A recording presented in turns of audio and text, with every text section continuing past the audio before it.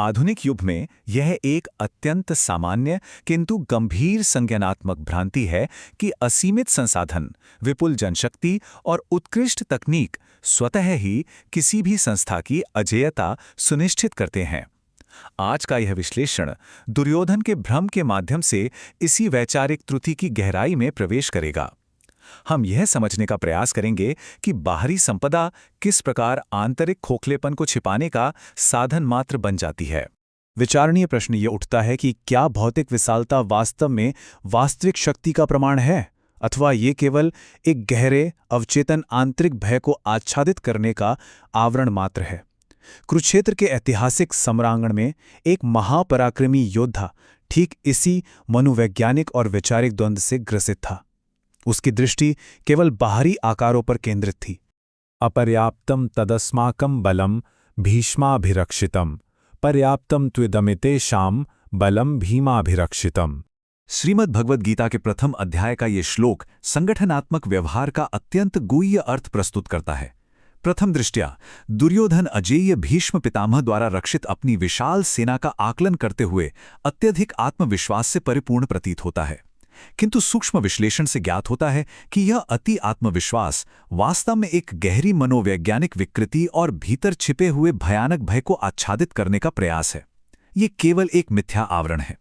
खंड 2 मनोवैज्ञानिक रक्षा प्रणाली और असुरक्षा का आवरण। मनोविज्ञान के क्षेत्र में इस प्रवृत्ति को अति प्रतिक्रिया के रूप में परिभाषित किया जाता है।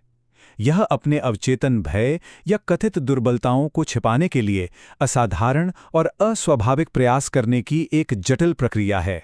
जब एक असुरक्षित अहंकार भीतर से स्वयं को पूर्णतः खोखला अनुभव करता है, तो वह बाहरी जगत के समक्ष अपनी शक्ति का अत्यंत अतिरंजित और कृत्रिम प्रक्षेपण करता है। यहाँ भौतिक वास्तविकता और मनोवैज्ञानिक वास्तविकता का स्पष्ट विरोधाभास दृष्टिगोचर होता है।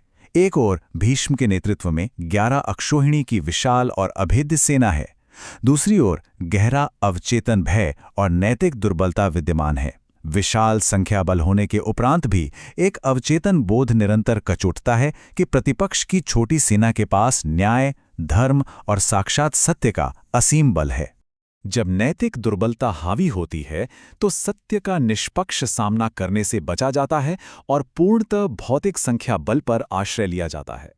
ये सामूहिक मतिभ्रम का एक चरम उदाहरण है, जहां संपूर्ण संगठन अपनी वास्तविक त्रुटियों की पूर्णतः अनदेखी करता है और अपनी कृत्रिम महानता के गीत गाता रहता है, ताकि उस भयंकर आंतरिक शून्यता का सामना न करना पड़े। खंड 3 कॉर्पोरेट जगत का भ्रम और आधुनिक युग में अहंकार का स्वरूप। व्यापारिक इतिहास इस तथ्य का साक्षी है कि असीमित पूंजी और विशाल जनशक्ति वाले व्यावसायिक एकाधिकार अक्सर रातों रात धराशायी हो जाते हैं। इसके विपरीत नैतिक बल, स्पष्ट दृष्टिकोण और अनुकूलनशीलता के साथ कार्य करने वाले छोटे किंतु प्रतिबद्ध समूह विजयी होकर उभरते हैं।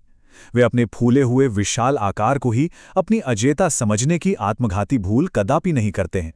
कर्मचारियों की विशाल संख्या, कभी समाप्त न होने वाला असीमित बजट और उत्कृष्ट अकेडमिक डिग्रियों पर अत्यधिक निर्भरता, ये सभी संगठनात्मक अहंकार के प्रत्यक्ष दुष्परिणाम हैं। जब नेतृत्वकर्ता अपने गौरव का आधार केवल इन बाहरी वित्तीय और भौतिक पैमानों को बनाते हैं, तो वे उसी भ्रामक मानसिक स्थिति को प्रतिबिंबित कर रहे होते हैं जो अंततः पतन का मार्ग प्रशस्त करती है। वास्तविक संगठनात्मक शक्ति मात्र संसाधनों के एकत्रीकरण से उत्पन्न नहीं होती। इसके विपरीत ये उनके उचित रणनीतिक नियोजन और संगठन के गहन नैतिक बल से उद्भूत होती है। यही वो अदम्य शक्ति और अनुकूलनशीलता है जो सत्य के मार्ग पर चलने वाले छोटे समूहों को विशालकाय किंतु आंतरिक रूप से खंडित संगठनों को परास्त करने में पूर्णतः सक्षम बनाती है। खंड 4 आत्मनिरीक्षण, जो वास्तविक विजय का एकमात्र सुनिश्चित मार्ग है। संकट का सामना कर रहे किसी भी नेतृत्वकर्ता के लिए सत्य का मार्ग अपनाना नितांत आवश्यक है। इस प्रक्रिया के 4 मूलभूत चरण हैं। प्रथम, मिथ्या अहंकार का पूर्ण त्याग। द्वितीय, अपनी वर्तमान वास्तविकता का अत्यंत स्पष्ट और निष्पक्ष आत्ममूल्यांकन। तृतीय, अपनी आंतरिक असुरक्षा की साहसिक स्वीकृति। और अंततः अपने विवेक और आंतरिक ज्ञान की जागृति। सच्चे आत्मनिरीक्षण के लिए इस प्रश्न का उत्तर खोजना अनिवार्य है कि क्या यह आत्मविश्वास वास्तविक है या केवल एक कृत्रिम सुरक्षा आवरण? क्या संगठनात्मक आत्मविश्वास की नींव सत्य और धर्म की ठोस भूमि पर टिकी है, या यह केवल प्रभावशाली आंकड़ों और खोखले दावों के पीछे छिपने का एक हताश प्रयास मात्र है? वास्तविक और स्थायी प्रगति केवल तभी आरंभ होती है जब बाहरी संपदा के खोखले प्रदर्शन का त्याग कर आंतरिक प्रज्ञा को जागृत किया जाता है। बाहरी संसाधनों के अहंकार को पीछे छोड़कर अपने भीतर सत्य पर आधारित विवेक को स्थापित करना ही किसी भी संस्था या व्यक्ति के लिए विजय का सर्वोच्च और प्रामाणिक मार्ग है। असीमित संसाधन किसी भी संघर्ष या प्रतिस्पर्धा का आरंभ अवश्य कर सकते हैं, वे प्रारंभिक बढ़त भी प्रदान कर सकते हैं, परंतु अंतिम विजय केवल चरित्र और धर्म से ही सुनिश्चित होती है। सत्य, नैतिकता और दृढ़ चरित्र ही सफलता के एकमात्र वास्तविक और शाश्वत मापदंड हैं।